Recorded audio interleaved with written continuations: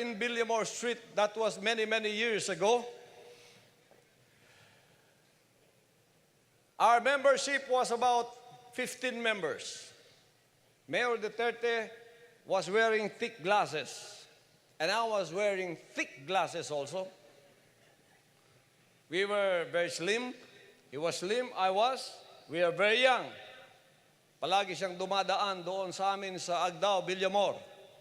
At doon siya nagpasimula na bumisita sa amin hanggang kami lumipat sa Y-Gym.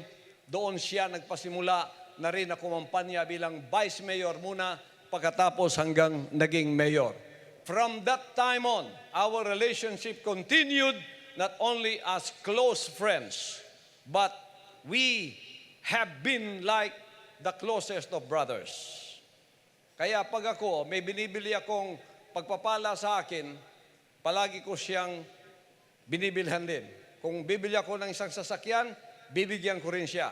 Siya naman, pagka nag-golf kami kuminsan, isa na lang chewing gum ang naiwan sa kanyang bulsa, hahatiin niya, sabi niya, hating kapatid, maghati pa kami. Ganon kami ka-close throughout all of these years.